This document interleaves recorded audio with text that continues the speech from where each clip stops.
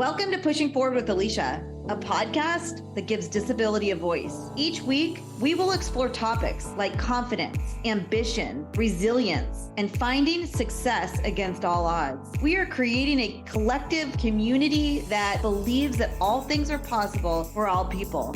Open hearts, clear paths, let's go.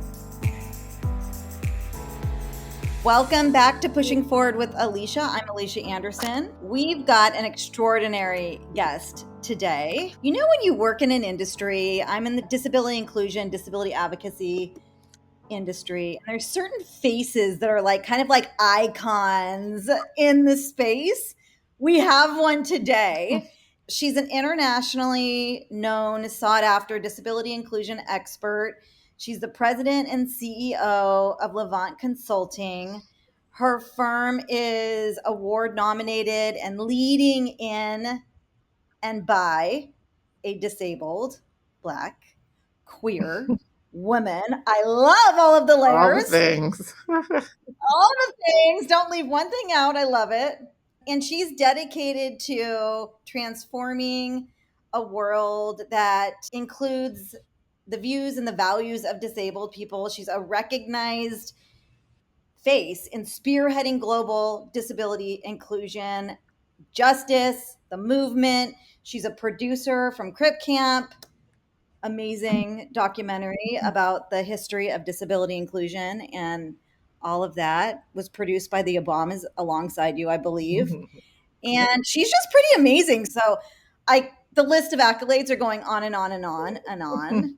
But Andraéa LaVant, thank you. Thank you for gracing your queen presence on my show today. I'm so seriously excited. I'm excited too. And thank you for having me. It's always nice to be in good company. I agreed. Can we start with how you've transformed from a young disabled girl into this influencer who's leading the way for a lot of us to follow and feel power in our space? Sure. So I was diagnosed with spinal muscular atrophy, which is a neuromuscular condition, a form of muscular dystrophy. And I was essentially diagnosed when I was around 18 months. So disability has been my life experience. I think the big aspect of my story is that it doesn't mean because it's been there, doesn't mean that it's been always been something that I've been excited about, or quite frankly, just even something that I would want to really talk about or emphasize, particularly from a space of empowerment. I grew up as a wheelchair user. I often was the only in anything that I did, the first wheelchair user mainstream classes in most of the schools that I went to, summer camps, whatever it was, church, all of that. I was kind of the guinea pig. And so I really spent much of my childhood just trying to be accepted, which meant that I was not embracing of my disability, and really tried to overcompensate. So I was doing all the things to kind of get people to not see disability. And so I even steered away from doing anything career related to disability because I felt like that was so stereotypical in what people would expect me to do. And so I tried not to, and yet in my mid-20s, after studying public relations and starting working in nonprofit, I moved to Washington, D.C., was working in a local nonprofit, and I started experiencing challenges just trying to navigate various systems, whether that was getting personal care attendant services to be able to get out of bed in the morning, or public transportation, all the things that we essentially experience trying to just be an adult, a young adult, and an independent adult, and kept experiencing barriers that were frustrating for me because I felt like I had done everything my parents had told me to do. You work hard, you can live your dream. And also, I felt like, as someone that was pretty decently educated, right, that if I couldn't figure out these systems and how to navigate, then how much more for folks that didn't have the type of access, and especially even living in the nation's capital. So that was when I was essentially presented with an opportunity around my mid 20s to come work for a think tank that worked on youth, specifically supporting youth with disabilities and transitioning from school to work, which felt like me. So I kind of had that moment that I think a lot of us do, where we experience enough barriers and enough of the challenges that make you go, okay, if I don't do something about this, who will? And that's what brought me to where we're at today. You said that you used to try to hide or compensate for your disability, and I used to do the same thing. What's the advice that you could give somebody who is making that transition right now? Can you speak to that at all? They say hindsight is 2020. When I look back at some of the things that I did, I was like, whoa, what were you thinking? Because it wasn't all flowers and rainbows, that's for sure. Thankfully, I grew up with my parents who were just weren't limiting in terms of possibility, and raised me. I mean, they left home when they were 18, not just left home, they moved to a different state. They went far away from home and kind of built their lives. So that was just what I thought you did. And my mom would sound like she was kind of joking, but not, when she would say, I don't know what you're going to do when you turn 18, but you got to get up out of here. That was like her, that was her statement. And so in my mind, I was like, I mean, I got to go somewhere, because that's what my mom said. And she later told me that she actually, again, because of the generation that she grew up in, she told me, I actually did not think that you would ever leave, because I hadn't seen that before. But she also did not tell me those things. She talks about how when I was little, probably 3 and 4 years old, I would see the school bus and go, Mom, I want to ride the bus. I want to ride the bus.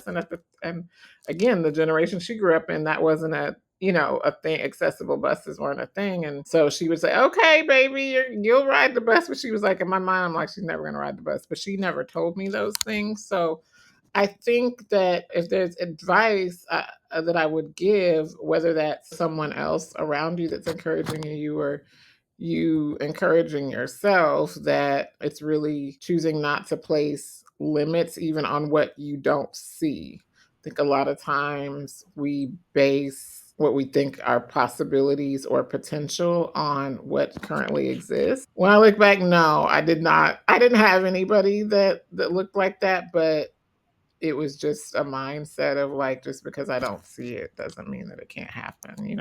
Just because I don't see it doesn't mean it can't happen. And I'm assuming that's what took you from wanting to hide your disability to wanting to disrupt eventually. And it feels like that transition into that job where you're helping other disabled people. Mm, I mean, you're an expert at it, right? Like you jumped right in. So I think that's powerful. yep, absolutely. I think so. Those were the things that I remember my boss at the time saying to me, essentially. And he was a hardcore guy that was kind of no holds barred.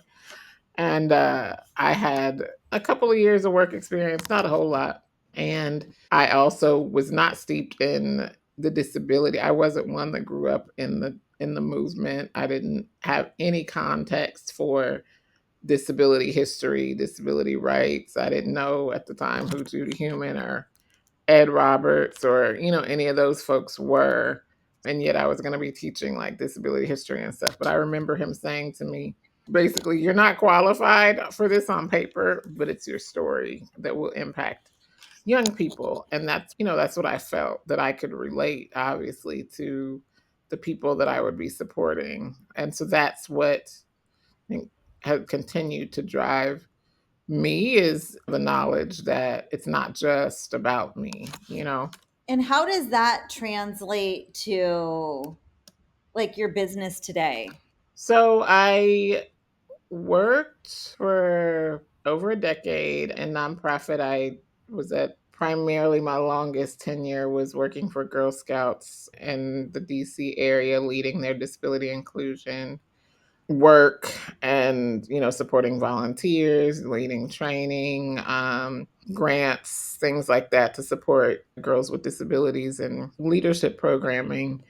And being in DC, you're exposed to so many different industries and outlets, organizations. So I was advocating personally on Capitol Hill, doing different things around healthcare, home services, and things like that. And then we would get funding from corporate agencies, and we would get philanthropic organizations. And I kept experiencing and even working with parents and my colleagues. I was the only one in this 120 person organization that had this specific expertise. And so a lot of times I just kept finding that it wasn't that people were unwilling to address disability or know or learn about it, or to employ disabled people or have them in their Girl Scout troops. It was based on fear. They didn't want to get it wrong, so they just didn't. Like, oh, we can't do that. We can't accommodate that person. We don't know what. I mean, I even with the job that I got when I moved to DC, I interviewed. This was back before Zoom or anything like that. I was doing phone interviews because I was living in Tennessee at the time, and everything was fine. And I did not disclose that I had a disability. And then I it went really well, and I was like, I think that it's possible they may offer me the job. And I ended up calling the person who would become my boss and saying, "Hey, just want to let you know that I have a physical disability."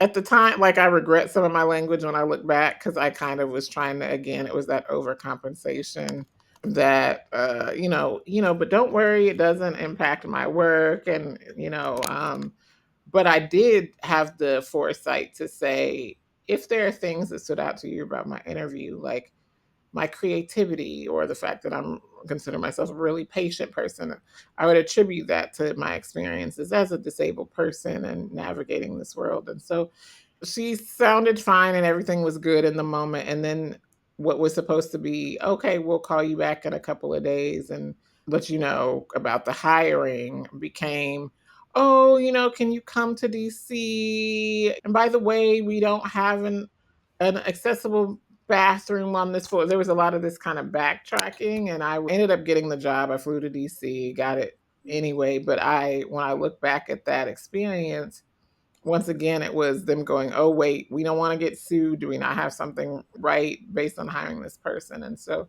after encountering that enough, I felt like, again, with this communications background that I had, that I wanted to kind of be that middle ground, that conduit of sorts to help organizations, to help companies and such to address those fears and to fill in those knowledge gaps. And so that's what kind of sparked the desire to start what I thought was just going to be me being an independent consultant. Another thing that stands out to me is I remember going to a conference. Now it's probably been about 10 years ago. And there was a guy that said, if you're not working for your own mission, then you're working for someone else's. And so I remember how much the Girl Scout mission was like drilled into us, building girls of courage, confidence, and character that make the world a better place. And that was the mission of Juliet Gordon Lowe, who started this organization in 1912. Like, I knew all this history and was pushing forward this mission, which is beautiful. And it's somebody's, mission, and you need people to continue to carry out the mission.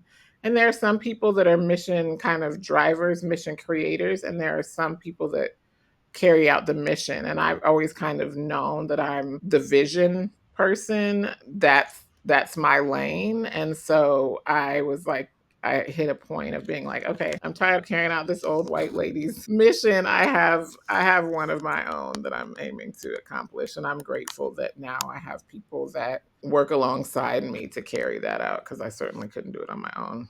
The thing that you just said about how you would go into the job interview and be ready to explain how you can do the job and Mhm. how the disability is not a thing and wish it away. That happened to me in every Mhm. job interview that I Mhm. have ever been on. It's Yeah. the first thing I would do. And I look back at myself and I'm like, gosh darn, Yep. why?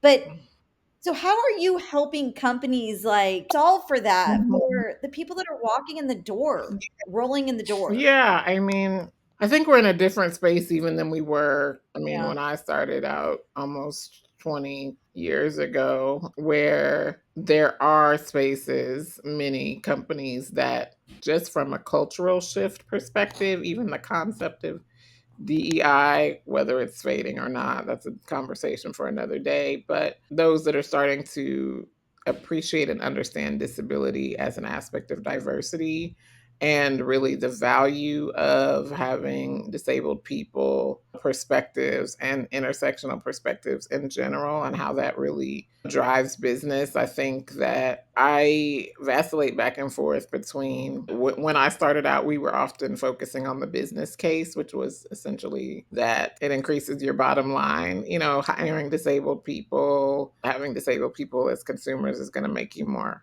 money. Think that there is an evolution that also sees that it's just important to have diverse perspectives, to embrace difference because it just makes everything better.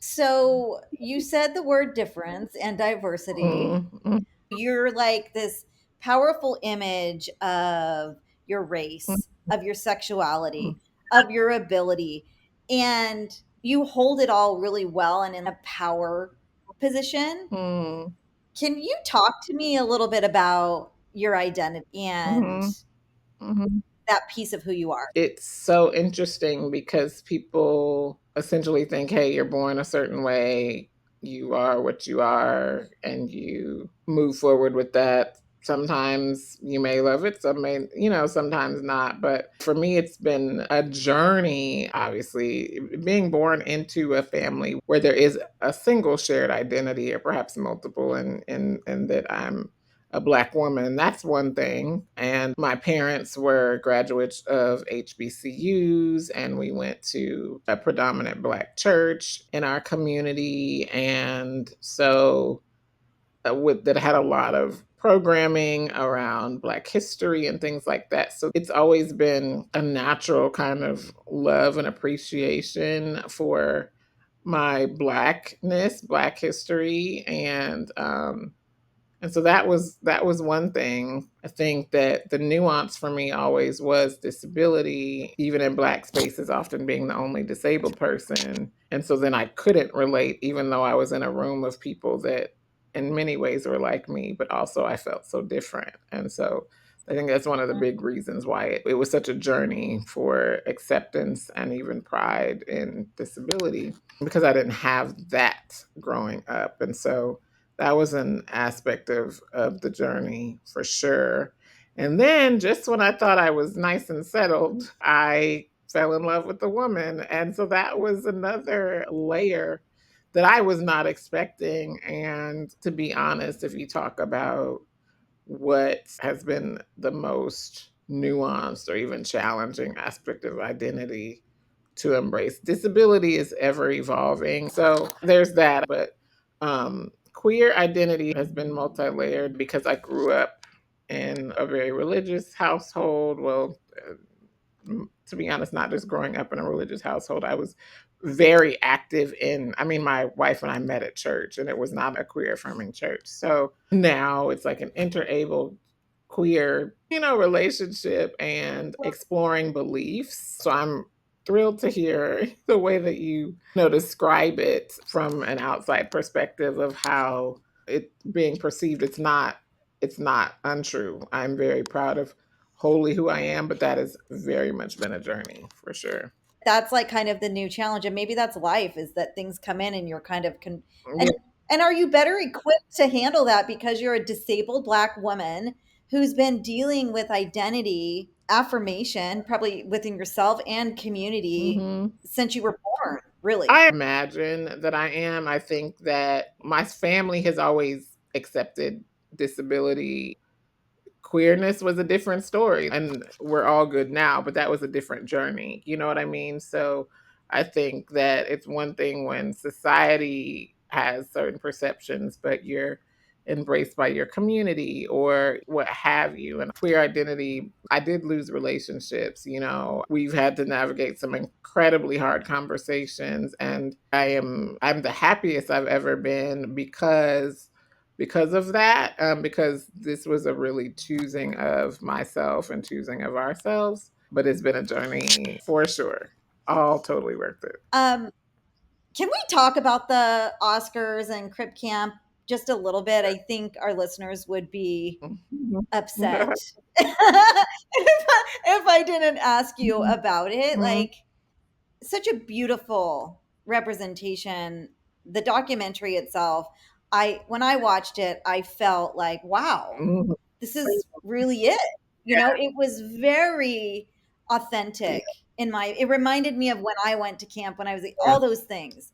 So can you just tell us a little bit about how it was? Like, how was that experience? Yeah, so we were brought on. I was brought on along with Stacy Milburn, who's since passed, as impact producers. So we weren't there to produce the film, but we were there to take the messaging of the film and ensure that it connected with, most importantly, with our community. It is a story of community, of revolution, and just embracing of identity that Jim Lebrecht and Nicole Newnham put together. And we obviously have icons. So to your point, when I saw it prior to its release, I felt so seen as a, like, so many of the statements, the things that people were saying, I'm like, oh my gosh. And I was thinking to myself, they were saying this in the 70s, and I was saying this in the late 90s, early 2000s. And at the time, I was mentoring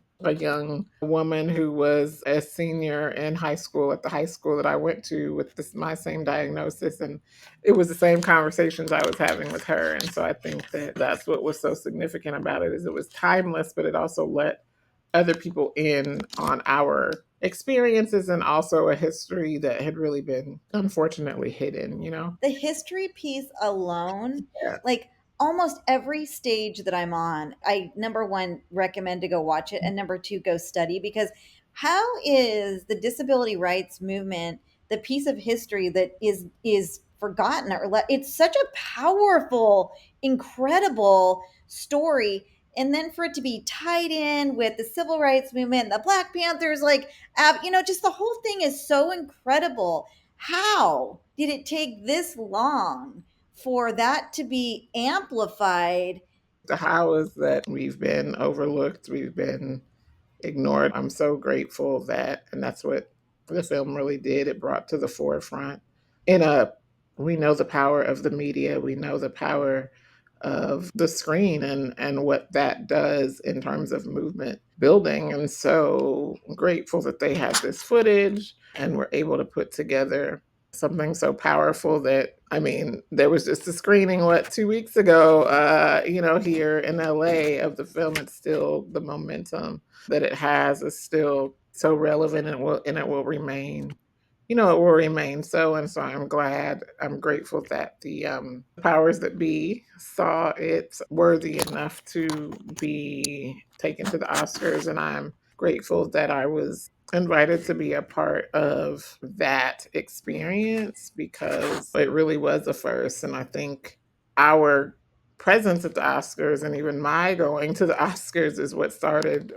it remains a relationship with the Academy, where we, as a firm, support their accessibility and have supported the accessibility of the in-person ceremony and some of the live stream experience as well since then, over the past few years. So to me, that's impact. It kind of is like the pebble in the water that continues to have ripple effects that aren't just like, okay, what you saw on the screen, but that the messaging of Crip Camp, the film, how it has really catapulted not just conversations, but even the careers of so many of us. And because we're being recognized, disabled folks, in ways that we hadn't before, including, working with great organizations. So I love that. And I think another ripple effect is just the imagery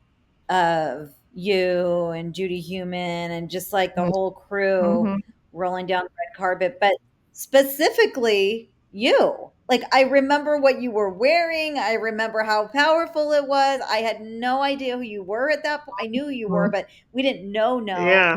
It lit a fire under my butt too with my career in this advocacy role, you know? So I think there was a lot of ripple effects that you've created with this work that you've done. It's very powerful. Ah, I love that. That's Cool. it. That's the goal, and yet there is so much more opportunity. Some not. I don't like to say more work. I think there's more living to do, more impact to make in whatever ways we feel that is. I think that, disabled people, again, nobody's coming to save us. So we work really hard. Often we work harder than anybody else. And I am embracing the season of just enjoying life and seeing what comes with that. Okay, we have a lot of companies that are listening to this Mhm. podcast. Give a quick little synopsis of what y'all do so they can reach out to you and hire you for your services. Great. Yeah, we're a disability focused strategy and communications firm. Our primary services kind of lie in three areas. One is content development, content marketing. And then we have our, what we just consider to be our capacity building, and that's any sort of trainings, everything from disability etiquette, equitable workplaces, all the way to race and disability, thinking about intersectional kind of justice centered disability. And then our third area is event program and product design. I think that's what a lot of folks know us for in terms of accessibility. Those are our event accessibility, working with entertainment spaces and tech spaces to support product accessibility and product design, and even programs if you're aiming to support or engage with disabled people. And thank you so much for entering my life. I'm so happy that we're friends. I can't wait for us to brainstorm and figure out what project we're doing Yes, together. I can't wait. absolutely. Absolutely. Okay, we wrap the show up with a pushing forward moment. Do you have a little mantra or something that you can give away to our listeners to give them a little inspiration in their lives? Um, No pressure. okay, here's one. I am proud of who I am and the life I've chosen. I love it. I am proud of who I am and the life I have chosen. Yes, Thank you so much for being willing to have this chat with me. I really appreciate it. absolutely. Thanks for It was having me. This amazing. was fun. We're going to leave all your website, all your information in the show notes so everybody can get in touch with you and get you real extra busy with work. Awesome. And thank you so much to our Pushing Forward community for joining us again. This has been Pushing Forward with Alycia, and that is how we roll on this podcast. We'll see you next week.